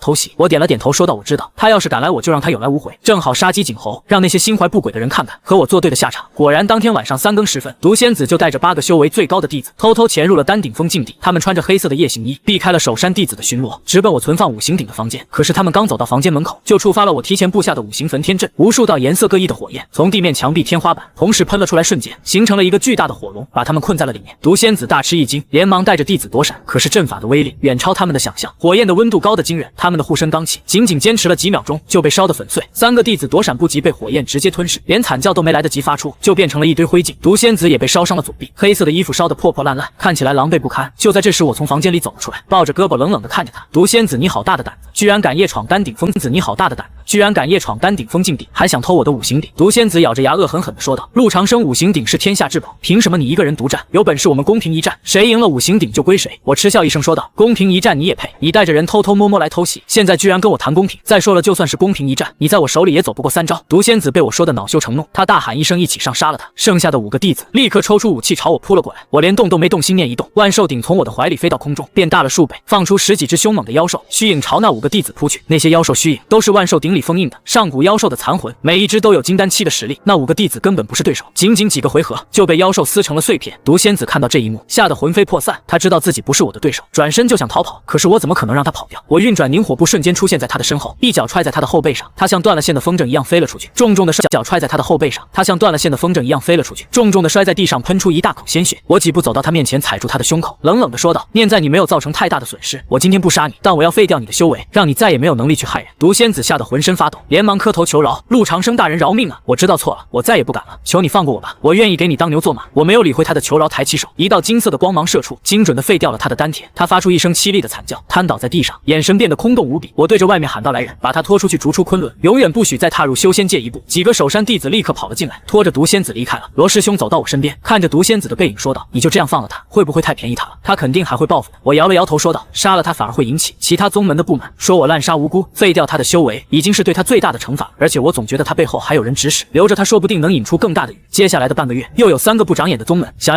留着他说不定能引出更大的雨。接下来的半个月，又有3个不长眼的宗门想要挑衅我的权威，有的想抢夺昆仑的矿脉，有的想联合起来逼逼我交出五行鼎，结果都被我轻松解决了。宗主被废掉了修为，宗门也被解散了。从此之后，再也没有人敢质疑我的权威，整个修仙界都对我唯命是从。只要我一声令下，所有宗门都会立刻响应。这天，我正在禁地2层擦拭新收服的几尊鼎器，突然感觉到一股熟悉的邪恶气息从禁地3层传来。这股气息和蚩尤的魔气很像，但更加纯粹，更加邪恶。我心中一惊，立刻放下手中的卜，朝着3层赶去。罗师兄也察觉到了异常，跟在我身后。我们来到3层的封印之地，发现我之前加固的封印上居然出现了一道手指宽的裂缝，一股黑色的雾气正从裂缝中缓缓冒出，周围的花草树木碰到雾气之后瞬间就枯萎了。我皱着眉头说道：怎么回事？我明明用五行之力加固了封印，就算是蚩尤全力冲击，也不可能这么快就出现裂缝。罗师兄脸色凝重的说道：会不会是上次那只天外巨岩搞的鬼？他在暗中破坏封印？我摇了摇头说道：不是，这股力量不是来自天外，而是来自封印内部，而且我能感觉到有什么东西正在从里面往外爬。就在这时，裂缝突然扩大了1倍，一只干枯的黑色手掌从裂缝中伸了出来，手掌上长着长长的指甲，闪烁着寒光，朝着我的喉咙抓来。我早有准备，心念一动，黑焰鼎飞出来挡在我的面前，当的一声巨响，那只手掌被弹了回去，黑焰鼎也被震得后退了3尺。一个沙哑难听的声音从裂缝中传来：结丹神，好久不见，没想到你居然真的转世了，还恢复了这么多实力。我心中一惊，这个声音我好像在哪里听过，可是又想不起来。我冷冷地问道：你是谁？你怎么知道我是丹神转世？那个声音大笑起来说道：我是谁，你很快就会想起来的，我是来给你报信的。丹魔大人马上就要降临了，到时候整个修仙界都会成为他的囊中之物，你也会被他抽走丹神本源，永世不得超生。说完，那只手掌就缩了回去，裂缝也自动愈合了，仿佛什么都没有发生过。我站在原地，脸色变得非常难看。丹魔这个名字像一道闪电，劈开了我尘封的记忆。我终于想起他是谁了。罗师兄看到我脸色不对，连忙问道：陆长生，你怎么了？丹魔到底是什么人？我深吸一口气，缓缓地说道：丹魔是我前世的师弟，我们一起拜入上古丹宗，他的天赋仅次于我，深受师父的喜爱。可是他心术不正，为了追求最快的提升速度，不惜修炼禁术，用修士的生魂炼制邪丹。我发现之后，想要废掉他的修为，把他逐出师门。可是他提前得到了消息，偷走了宗门的镇宗之宝血魂丹经逃跑。后来他投靠了蚩尤，成为了蚩尤的左膀右臂。在我封印蚩尤的那场战斗中，就是他从背后偷袭了我，才导致我魂飞魄散，只有一丝残魂转世重生。罗师兄听完气得浑身发抖，这个丹魔太卑鄙了，居然背后偷袭，简直是无耻至极。我握紧了拳头，眼神冰冷。当年的仇我一定要报，而且他既然能通过封印和我说话，说明他离降临已经不远了。我们必须尽快提升实力，做好战斗准备。罗师兄说道：那我们现在做好战斗准备。罗师兄说道：那我们现在该怎么办？你的修为已经是元婴期了，在修仙界已经是顶尖水平，还能怎么提升？我想了想说道：我打算炼制一枚10品仙丹，9转还魂丹，服用之后可以直接突破到化神期，而且还能重塑肉身，让我的丹神本源恢复的更多。罗师兄大吃一惊说道：10品仙丹，那可是传说中的丹药啊，自从上古大战之后，就再也没有人炼制成功过，你真的能行吗？我笑了笑说道：别人不行不代表我不行，我是丹神转世，只要有足够的药材，我就能炼制出来。而且9转还魂丹不仅我能服用，清寒和你也能服用，到时候我们的实力都会有质的飞跃。罗师兄兴奋地说道：那太好了，我们现在就去找药材，炼制9转还魂丹。第2天，我就召集了所有宗门的宗主，把丹魔即将降临的消息告诉了他们，并且让他们帮忙寻找炼制9转还魂丹所需的各种药材。各个宗主都毫不犹豫地答应了，他们知道这不是我一个人的战斗，而是整个修仙界的生死存亡。如果我输了，他们所有人都要死。仅仅渊界的生死存亡，如果我输了，他们所有人都要死。仅仅用了5天时间，所有的药材就都集齐了，其中有很多都是各个宗门的镇宗之宝，比如青木宗的万年青木星，金剑宗的千年剑髓，碧水宗的9转碧水莲，后土宗的1年土灵晶。我在丹顶峰的山顶搭建了一个巨大的炼丹台，周围布下了9981道防护阵法。炼制10品仙丹需要7749天，而且不能有任何打扰，否则就会炼丹失败，甚至会引发丹爆，将整个丹顶峰都夷为平地。我让罗师兄和苏清寒带着1000个最精锐的弟子守在炼丹台外面，不许任何人靠近。然后我就登上了炼丹台，拿出了五行鼎。炼制10品仙丹必须用五行鼎才行，其他的鼎器根本承受不住10品仙丹的力量。我深吸一口气，运转全身的丹神之力，将所有药材按照顺序投入了五行鼎中，然后我操控五行之火开始炼制。五行之火是天地间最强大的火焰，由金木水火土5种属性的火焰融合而成，比幽冥黑焰还要厉害100倍。在五行之火的炼制下，坚硬属性的火焰融合而成，比幽冥黑焰还要厉害100倍。在五行之火的炼制下，坚硬如铁的药材很快就融化了，变成了一滩滩颜色各异的药液。我小心翼翼地控制着火候，不断地打入法诀，将药液中的杂质一点点提炼出来。时间一天天过去，转眼间就过了48天，丹药已经基本成型，散发出浓郁的香气。这股香气传遍了整个昆仑仙宗，甚至飘到了千里之外。所有闻到香气的修士都感觉到自己的修为有了一丝松动，很多卡在瓶颈多年的修士居然直接突破了。就在这时，天空突然变得漆黑一片，乌云密布，雷声滚滚，无数道黑色的闪电在云层中翻滚。这是丹劫，炼制10品仙丹会引来天地的嫉妒，降下最恐怖的丹劫。如果能扛过去，丹药就能炼制成功；如果扛不过去，就会丹毁人亡。我看着天空中的丹劫，脸上没有丝毫惧色。我心念一动，五行鼎飞到空中，准备迎接丹劫的冲击。第一道闪电带着毁天灭地的力量劈了下来，正好劈在五行鼎上，当的一声巨响，五行鼎纹丝不动，闪电被反弹了回去，在天空中炸开。紧接着第2道、第3道，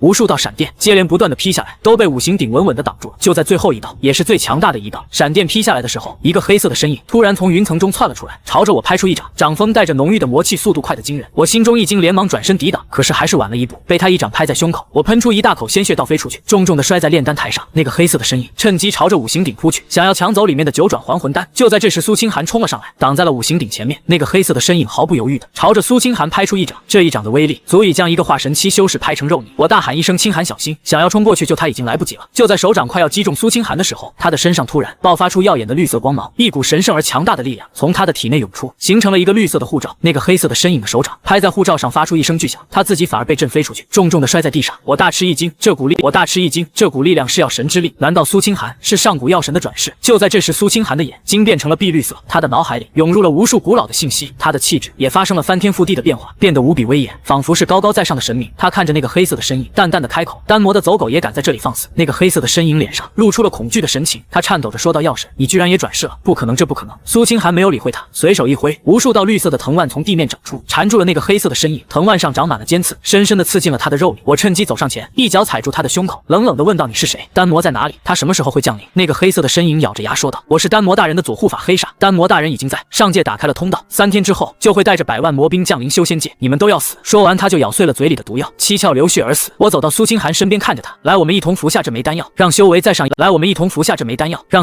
一个台阶，准备迎接3日后的生死决战。”我们3人同时吞下了9转还魂丹，一股浩瀚的力量刹那间充斥了我们全身。我的修为境界开始疯狂地往上攀升，元婴期中段，元婴期后段，元婴期顶峰，化神期初段，化神期中段，化神期后段，一路冲到了化神期顶峰，这才缓缓停下。苏清寒的修为更是从金丹期一举跨入了化神期中段，罗师兄则从元婴期初段直接冲到了元婴期顶峰。我们3人感受着体内从未有过的澎湃力量，脸上纷纷露出激动的笑容。现在我们终于拥有了与丹魔正面抗衡的本钱。接下来的3天，整个修仙界进入了最紧张的备战状态，所有修士全部集结到了昆仑山，各大宗门的掌门纷纷带着门下精锐弟子接受我的统一调遣。我在昆仑山门前布置了一座巨大的五行朱砂大阵，这座阵法是我依据五行鼎的力量精心推演而成，威力极其恐怖，就算是大成期的修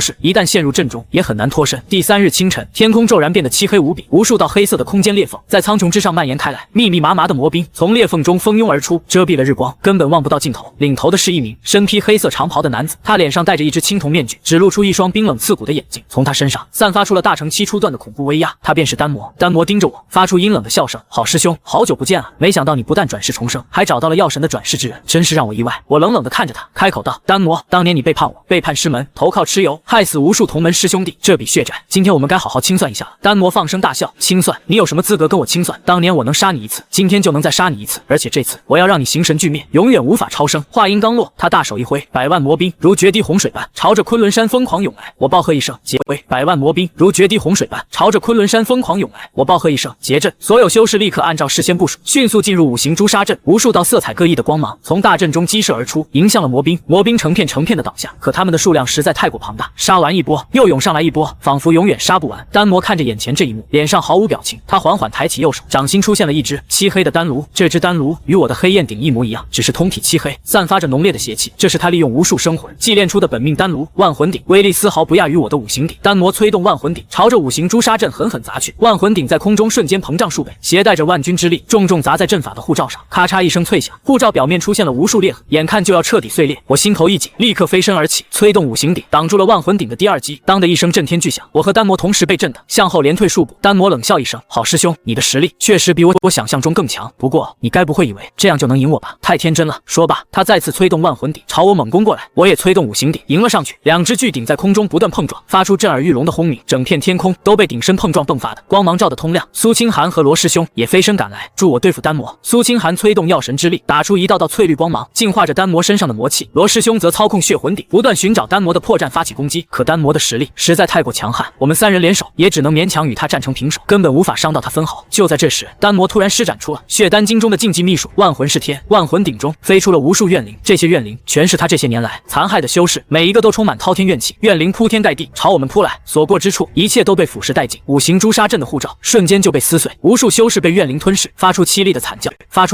叫。我目睹这一切，双眼几乎要滴出血来。我怒吼一声：“丹魔，你找死！”我调动全身的丹神之力，将五行鼎的力量催动到极致。五行鼎爆发出耀眼的5色光焰，形成了一个巨大的5色光罩，挡住了所有怨灵。可怨灵的数量实在太多，光罩正一点点被压缩，眼看就要支撑不住了。就在这生死关头，一个苍老的声音传来：“丹魔，休要猖狂，老夫来会你。”只见一位身穿红袍的老者从远方疾飞而来，身上散发着大成期初段的威压，手中托着一只与罗师兄一模一样的血魂魂鼎。丹魔看到那位老者，脸上露出难以置信的表情。血丹老魔，你居然还没死！我明明已经亲手杀了你！血丹老魔冷笑一声，你以为你那点小把戏能骗得过我吗？当年我是故意假死，就是为了等到今天亲手宰了你这个叛徒。我这才恍然大悟，原来血丹老魔是我前世最忠诚的部下。当年丹魔背叛后，他一直潜伏在丹魔身边，搜集他的罪证，后来被丹魔发现，搜集他的罪证，后来被丹魔发现，险些丧命，才逃往下界，隐姓埋名。罗师兄就是他的亲生儿子。罗师兄见到血丹老魔，激动地喊道：“师傅，不，爹！”血丹老魔望着罗师兄，脸上露出欣慰的笑容：“恒儿，这些年苦了你了，爹对不住你。”说完，他便加入战团，与我们一同对抗丹魔。有了血丹老魔相助，我们实力大增，终于稳住了局面。丹魔久攻不下，脸上露出疯狂的神色，他嘶吼道：“既然你们不让我活，那你们也别想活，我要拉你们一起陪葬！”说罢，他燃烧自身修为，将自己的本源之力注入万魂鼎中，万魂鼎瞬间变得漆黑如墨，散发出毁灭天地的恐怖气息。他要引爆万魂鼎，与整个昆仑同归于尽。我心中大惊，连忙喊道：“大家快退！”他要自爆万魂鼎，所有修士拼命后撤，可已经来不及了。万魂鼎开始急速膨胀，眼看就要炸开。千钧一发之际，苏清寒突然飞身而出，他燃烧全身的药神之力，将自己的本源打入万魂鼎中。万魂鼎身的药神之力将自己的本源打入万魂鼎中，万魂鼎内的怨灵遇到药神本源，瞬间被净化，万魂鼎的膨胀也随之停止。丹魔大惊失色，不可能，药神本源怎么可能净化我的万魂鼎？我趁势冲上前去，催动五行鼎，施展出我最强的一击五行归一。五行鼎爆发出刺目的光芒，将丹魔牢牢禁锢，然后猛然收缩。丹魔发出一声凄厉惨叫，被五行鼎碾压成肉泥，形神俱灭。战斗结束了，天空中的裂缝渐渐愈合，阳光重新洒落大地。幸存的修士们爆发出震天的欢呼声。我飞到苏清寒身边，紧紧抱住他。他因消耗了太多本源，脸色苍白如纸，虚弱的靠在我怀里。我心疼地说：“清寒，你怎么这么傻？万一你出了事怎么办？”苏清寒微微一笑，虚弱地说：“我没事，只要能和你在一起，我什么都不怕。”血丹老魔走到我面前，跪了下来：“丹神大人，属下救驾来迟，请大人责罚。”我连忙扶起他：“老魔不必多礼，这次多亏了你，否则我们全都活不下来。”血丹老魔摇摇头：“这都是不必多礼，这次多亏了你，否则我们全都活不下来。”血丹老魔摇摇头：“这都是属下分内之事，当年若不是您救了我，我早就死了。”接下来的日子，修仙界开始了重建，那些被魔兵摧毁的城镇渐渐恢复了生机，丹魔的残余势力也被我们彻底清扫干净。1年后，我在丹顶峰举办了一场盛大的婚礼，迎娶了苏清寒，整个修仙界的人都来观礼，送上了最诚挚的祝福。婚礼上，苏清寒身披红色嫁衣，美得令人心醉。我望着她，心中满是幸福。我知道，这就是我梦寐以求的生活。婚后的日子平静而美满，我和苏清寒一起在丹顶峰修炼，偶尔也会下山游历修仙界，帮助那些需要帮助的人。罗师兄也迎娶了碧水宗的一位女弟子，过上了幸福的日子。血丹老魔则留在昆仑，帮我打理丹顶峰的各项事务。就这样，50年过去了，我的修为已经达到大成期顶峰，随时可以飞升上界。苏清寒的修为也突破到了大成期中段。这天，我们正在丹顶峰顶观赏日出，突然感受到一股来自天外的恐怖气息，这股气息比丹魔还要强上百倍千倍。我们抬头望去，只见天空中出现了一道无边无际的巨型裂缝，裂缝的另一端是一片混沌世界，无数只巨大的眼睛在混沌中闪烁，死死盯着我们。一个冰冷的声音从裂缝中传来：“丹神、药神，你们果然没让我失望，竟然能杀死丹魔。不过游戏才刚刚开始，我是混沌之主，3天之后我会亲自降临，接管这个世界，你们准备好受死了吗？”说完，那个声音消失了，裂缝也合拢了。我握紧苏清寒的手，眼神变得无比坚定。我望着远方的天空，心里明白，一场前所未有的危机正在向我们逼近，但我不会畏惧，因为我有深爱的人，有我要守护的人，无论敌人多么强大，我都会战斗到底。我握紧苏清寒的手，目光坚毅如铁。我眺望远方的天际，心中清楚，一场从未有过的劫难正等待着我们，但我绝不害怕，因为我有挚爱相伴，有需要我用生命守护的人，不管敌人有多恐怖，我都会血战不退。苏清寒靠在我肩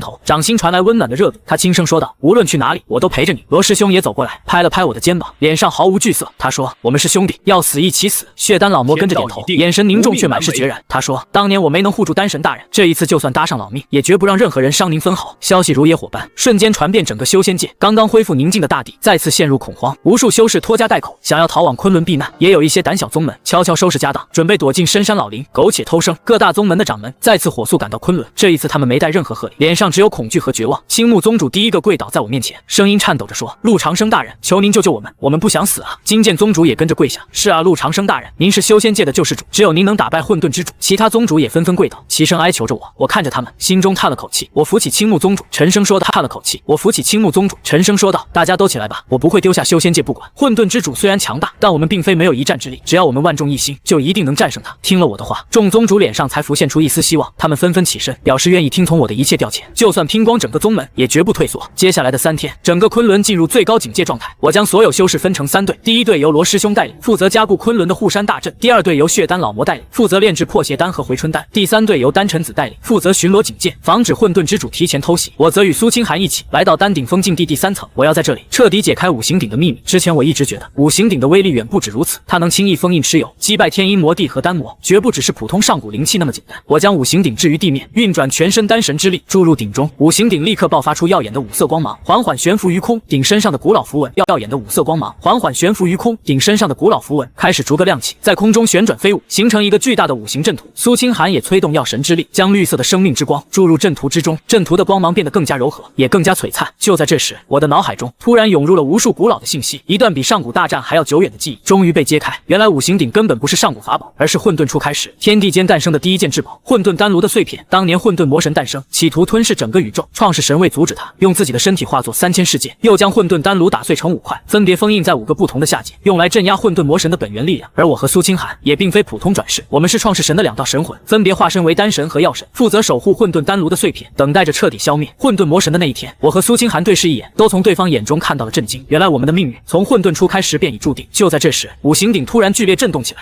命运从混沌初开始便已注定。就在这时，五行鼎突然剧烈震动起来，5尊鼎器自动分离，然后又重新融合在一起，变成了一只通体混沌色的巨大丹炉。炉身上刻满无数古老符文，散发着神圣而强大的气息。这就是真正的混沌丹炉，一股浩瀚的力量从混沌丹炉中涌入我体内，我的修为开始疯狂攀升。大成期中段，大成期后段，大成期顶峰，渡劫期初段，渡劫期中段，渡劫期后段，一直冲到渡劫期顶峰才停下来。苏清寒的修为也直接突破到渡劫期中段，我们2人如今已是3000下界，有史以来最强的修士。我伸出手，轻轻抚摸着混沌丹炉，能清晰感受到我与他之间存在着一种血脉相连的联系。我可以随心所欲地操控它，发挥出它的全部威力。我嘴角扬起一抹自信的笑容。混沌之主，不管你有多强，这一次我必胜你。就在这时，天空骤然变得漆黑，无数道黑色闪电在云层中翻滚，一股恐怖到极致的气息从天空中压下来，整个昆仑都在颤抖，仿佛随时会崩塌。所有修士都吓得面如土色，瘫倒在地，连动弹都做不到。混沌之主来了！我拉着苏清寒的手，缓缓升到空中。罗师兄和血丹老魔也带着所有修士飞到我们身后，严阵以待。天空中一道无边无际的巨型裂缝缓缓张开，一个身穿黑色长袍的男子从裂缝中走了出来，他的面容模糊不清，仿佛笼罩在迷雾中，只有一双眼睛如同2个黑洞，散发着吞噬一切的光芒。他就是混沌之主。混沌之主看着我，淡淡开口：“丹神，好久不见，没想到你居然能提前觉醒混沌丹炉，真让我意外。”我冷冷地看着他，少废话，你到底想干什么？混沌之主笑了笑，声音里毫无感情：“我不想干什么，我只是来带走混沌丹炉，还有你和药神，跟我回上界。”我皱起眉头：“回上界？为什么？”混沌之主说：“因为混沌魔神已经冲破了上界的封印，现在整个上界都已经沦陷了，只有你和药神联手混沌丹炉才能彻底消灭他。”我心中一惊，这和我预想的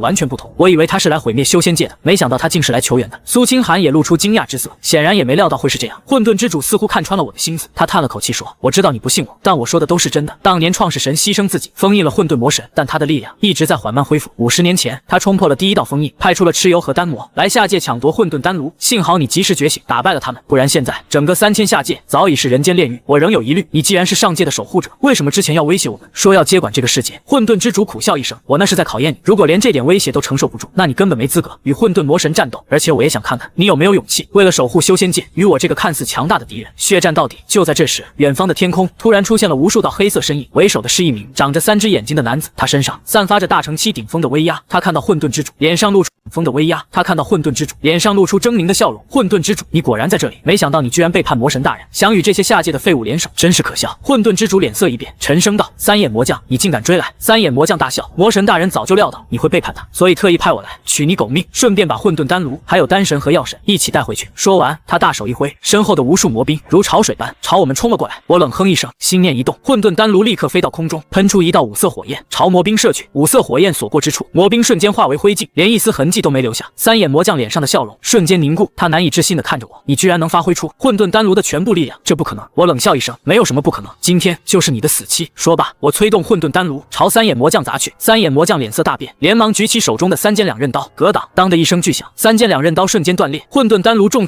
当的一声巨响，3尖2刃刀瞬间断裂，混沌丹炉重砸在他胸口，他喷出一大口黑血，倒飞出去，重摔在地上。我几步跨到他面前，踩住他的胸口，冷冷道：“说，混沌魔神现在在哪里？”三眼魔将恶狠狠地盯着我：“你别得意，魔神大人很快就会亲自降临下界，到时候你们全都要死。”说完，他咬碎了嘴里的毒药，七窍流血而亡。剩下的魔兵见三眼魔将已死，吓得魂飞魄散，转身就逃。我催动混沌丹炉，喷出无数道五色火焰，瞬间将所有魔兵全部焚烧殆尽。战斗结束了，天空中的乌云渐渐散去，阳光重新洒落，所有修士都爆发出震天的欢呼声。混沌之主走到我面前，深深鞠了一躬，他说：“丹神大人，对不起，之前我不该隐瞒你，我也是没办法。上界到处都是混沌魔神的眼线，我只能用这种方式来测试您的实力。”我扶起他，笑着说：“没关系，我理解你的苦衷。既然混沌魔神马上就要降临下界，那我们赶紧准备吧。”混沌之主点了点头，说：“好，不过过在此之前要降临下界，那我们赶紧准备吧。混沌之主点了点头，说好。不过在此之前，我有一件事要告诉你，其实您的父母并没有死在天阴魔教手里，他们现在还活着，就在上界的丹神殿里。我浑身一震，难以置信地看着他。你说什么？我的父母还活着？混沌之主点了点头，是的，当年天阴魔教屠杀你们村子的时候，是我派人救了他们，然后把他们带到上界，保护了起来。我之所以没告诉你，是怕你知道后会不顾一切冲上界去找他们，那样就会打乱我们的计划。我激动得浑身发抖。这么多年来，我一直以为自己是个孤儿，没想到我的父母竟然还活着。苏清寒握住我的手，笑着说：“太好了，陆长生，我们终于能见到伯父伯母了。”罗师兄也走过来，拍了拍我的肩膀：“恭喜你啊，陆长生，终于找到自己的父母了。”血丹老魔也笑着说：“这真是天大的喜事啊！丹神大人，我们现在就飞升上界吧。”我点了点头：“好，我们现在就飞升上界，去救我的父母，然后彻底消灭混沌魔神。我让丹臣子留在下界，负责管理修仙界的事务，然后带着苏清寒、罗师兄、血丹老魔还有混沌之主一起飞到空中。我运转全身力量，打出一道法诀，打开了飞升通道。一道金色光柱从天空中射下，笼罩住我们。我们顺着光柱缓缓向上飞去，很快就消失在了天际。穿过飞升通道，我们来到了上界。上界的天空是灰蒙蒙的，空气中弥漫着浓郁魔气，到处都是断壁残垣，尸横遍野。曾经繁华的上界，如今已变成人间炼狱。看到这一幕，我们都沉默了，心中充满愤怒与悲伤。混沌之主叹了口气说：“这都是混沌魔神干的。他每占领一个地方，就会杀光那里所有生灵，吸收他们的灵魂，来增强自身力量。现在整个上界只剩下丹神殿和药神殿还在苦苦支撑。”我握紧拳头，眼神冰冷。混沌魔神，我一定要让你血债血偿。我们跟着混沌之主朝丹神殿的方向飞去。一路上，我们遇到了很多魔兵，都被我轻松解决。我的实力在上界也属于顶尖层次，普通魔兵根本不是我一合之敌，就连大成期的魔将，在我手里也走不过三招。罗师兄和血丹老魔也在战斗中不断成长，修为都突破到了渡劫期。飞了大约3天3夜，我们终于抵达丹神殿。丹神殿建在一座巨大山峰上，周围布下了无数防护阵法，抵挡着魔兵的进攻。看到我们回来，守山的弟子立刻露出激动的神情，他们大声喊道：“混沌之主回来了，丹神大人也回来了，我们有救了！”丹神殿的大门缓缓打开，一位身穿白色长袍的中年男子带着一群长老匆匆走了出来。他看到我，眼眶瞬间红了，声音颤抖着说：“叶儿，我的叶儿，我终于见到你了！我知道他就是我的父亲，当年丹神殿的少殿主林啸天。”我再也控制不住情绪，飞扑过去抱住了他。爹，我好想你！父亲紧紧抱着我，泪水打湿了我的肩膀。好孩子，爹也想你，这些年你受苦了。一个温柔的女声传来：“叶儿。”我抬头一看，一位美丽的妇人正站在不远处，看着我流泪。她就是我的母亲柳如烟。我松开父亲，扑到母亲怀里，娘。母亲抱着我，哭得气不到母亲怀里，娘。母亲抱着我，哭得泣不成声。好孩子，你终于回来了，娘还以为这辈子再也见不到你了。苏清寒走到我身边，对着我的父母恭恭敬敬鞠了一躬：“国父伯母好，我是苏清寒。”父母看着苏清寒，脸上露出满意的笑容。母亲拉着苏清寒的手，上下打量着他，笑着说：“好姑娘，长得真漂亮，叶儿能娶到你是她的福气。”苏清寒的脸一下子红透了，低下头，不好意思的笑了。罗师兄和血丹老魔也对着我的父母行了一礼：“国父伯母好。”父母笑着点了点头，连忙招呼我们：“快进去吧，别站在外面了。”我们跟着父母走进丹神殿。丹神殿里到处都是受伤的弟子，气氛十分沉重。父亲叹了口气说：“自从混沌魔神冲破封印以来，我们丹神殿已经损失了70%弟子，药神殿的情况比我们更糟。如果你们再晚来几天，恐怕我们就撑不住了。”我点了点头：“爹，你放心吧，这次我回来就是为了彻底消灭混沌魔神。我已经觉醒了混沌丹炉，还有药神的帮助，一定能打败他。”父亲脸上露出欣慰的笑容：“还有药神的帮助，一定能打败他。”父亲脸上露出欣慰的笑容：“好，不愧是我的儿子，有你这句话，爹就放心了。”接下来的日子，我们开始整合丹神殿和药神殿的力量，准备与混沌魔神展开最终决战。这天，我正在丹神殿的丹房里炼制12品仙丹，突然感受到一股恐怖的气息从远方传来，整个丹神殿都在剧烈颤抖。我心中一惊，立刻放下手中药材，飞到空中。苏清寒和其他人也跟着飞了出来。只见远方的天空已经变成纯黑色，一股毁天灭地的气息正朝我们这边逼近。混沌魔神来了！我大喊一声，所有弟子听令结阵。丹神殿和药神殿的弟子立刻行动起来，结成了一个巨大的混沌诛魔阵。我飞到阵眼位置，将混沌丹炉系到空中。苏清寒站在我身边，运转药神之力，为阵法提供生命能量。罗师兄和血丹老魔分别站在阵法左右两侧，负责抵挡魔兵进攻。混沌之主则站在阵法后方，随时准备支援我们。很快，混沌魔神就出现在我们面前，他身高万丈，浑身覆盖，是准备支援我们。很快，混沌魔神就出现在我们面前，他身高万丈，浑身覆盖黑色鳞片，头上长着3只巨大牛角，眼睛如同2个血红色太阳，散发着恐怖光芒。他的身后跟着无数魔兵，遮天蔽日，一眼望不到头。混沌魔神看着我，发出一声震天狂笑：“丹神，药神，我们终于又见面了。千万年前你们联手封印了我，今天我就要让你们血债血偿。”我冷冷地看着他，少废话，今天我就要彻底消灭你，为所有被你害死的生灵报仇雪恨。说罢，我催动混沌诛魔阵，朝混沌魔神攻去。无数道五色光芒从阵法中射出，打向混沌魔神。混沌魔神冷哼一声，随手一挥，一道黑色魔气从他手中射出，挡住了所有攻击。他大手一挥，身后的魔兵如潮水般朝我们涌来。罗师兄和血丹老魔立刻带着弟子们迎了上去，双方展开激烈厮杀，喊杀声、惨叫声、兵器碰撞声交织在一起，响彻云霄。我和苏清寒则集中全力对付混沌魔神。我催动混沌丹炉，喷出一道五色火焰，射向混沌魔神。混沌魔神不闪不避，任由五色火焰打在他身上，五色火焰在他身上燃烧起来，可他却毫发无损。我心中一一惊，没想到他的肉身竟如此强悍。混沌魔神大笑，就这点力量也想伤我，太天真了。说完，他伸出巨掌朝我拍了过来，巨掌带着万钧之力，仿佛要将整片天空都拍碎。我连忙催动混沌丹炉挡在面前，当的一声巨响，我被震得连连后退，喷出一大口鲜血。苏清寒连忙扶住我，担忧地说：“陆长生，你没事吧？”我摇了摇头，我没事，小心。他的力量比我们想象的更恐怖。混沌之主飞过来，沉声道：“丹神大人，混沌魔神的弱点在他的眉心，那里是他的本源核心，只要击碎那里，就能彻底消灭他。”我点了点头，好，我明白了。清寒，你帮我牵制住他，我去攻击他的眉心。苏清寒点了点头，好，你小心。说完，苏清寒运转全身药神之力，打出无数道绿色藤蔓，缠住了混沌魔神的四肢，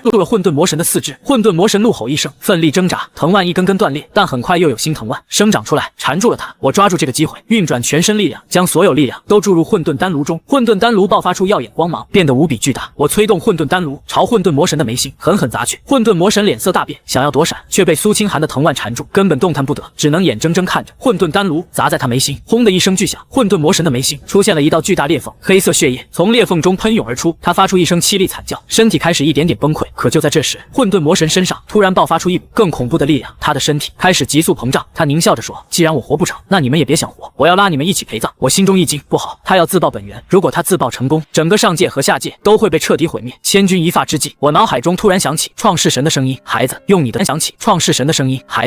丹神之力，结合药神的生命之力，还有混沌丹炉的创造之力，可以将混沌魔神的本源转化为纯净的混沌能量，用来滋养整个宇宙。”我立刻明白了，我大喊一声：“清寒，把你的力量全部注入我体内！”苏清寒毫不犹豫，立刻运转全身力量，将所有药神之力都注入了我体内。我将丹神之力、药神之力，还有混沌丹炉的力量全部融合在一起，形成了一道金色光芒，射入了混沌魔神的眉心。金色光芒所过之处，混沌魔神的身体开始一点点融化，变成了纯净的混沌能量。这些混沌能量扩散到整个宇宙，滋养着每一个星球，每一个生命。天空中的魔气渐渐消散了，灰蒙蒙的天空重新变得湛蓝，阳光洒在大地上，枯萎的花草树木重新抽出嫩芽，死去的生灵也在混沌能量的滋养下慢慢复活了。整个宇宙都焕发出新的生机。战斗结束了，我们胜利了，所有弟子都爆发出震天的欢呼。我和苏清寒紧紧相拥，泪水打湿了发出震天的欢呼。我和苏清寒紧紧相拥，泪水打湿了彼此的肩膀。罗师兄和血丹老魔也激动地抱在一起。我的父母还有混沌之主都露出了欣慰的笑容。接下来的日子，我们开始重建上界，在混沌能量的滋养下，上界很快就恢复了往日繁华，甚至比以前更加美丽。我成为了上界和下界共同的主宰，苏清寒则成为所有人敬仰的药神，罗师兄和血丹老魔也成为上界的大能，受到所有人的尊敬。1年后，我和苏清寒在上界的丹神殿举行了一场盛大的婚礼，整个宇宙的生灵都来参加我们的婚礼，送上了最真挚的祝福。婚礼上，苏清寒身披白色婚纱，美得令人窒息。我望着她，心中满是幸福。我知道，这就是我梦寐以求的生活。婚后的日子平静而美满，我和苏清寒一起在丹神殿修炼，偶尔也会带着父母回到下界，看看我们曾经生活过的地方，帮助那些需要帮助的人。罗师兄和碧水宗的女弟子也在上界举行了婚礼，过上了幸福的生活。血丹老魔则收了很多徒弟，将血丹经发扬光大。婚礼过上了幸福的生活。血丹老魔则收了很多徒弟，将血丹经发扬光大。就这样，1000年过去了，我的修为已经达到创世神的境界，苏清寒也达到了同样境界。我们可以创造新的世界，也可以毁灭旧的世界，但我们没有那么做，我们只是默默守护着这个我们用生命换来的和平而美丽的宇宙。这天，我和苏清寒站在丹神殿的山顶，俯瞰脚下繁华的世界。苏清寒靠在我肩头，轻声说：“陆长生，你说我们会永远这样幸福下去吗？”我紧紧握住他的手，笑着说：“会的，只要我们在一起，就会永远幸福下去。”苏清寒抬起头看着我，脸上绽放出灿烂的笑容，阳光洒在我们身上，温暖而美好。远方的天空万里无云，一群白鸽从天空中飞过，留下一串清脆的鸣叫。整个世界都充满了和平与希望。我知道，从此以后再也没有战争，再也没有灾难，所有生灵都能在这个美丽的宇宙中幸福快乐的生活下去。而我和苏清寒也会永远在一起，守护着这份来之不易的幸福，直到永远。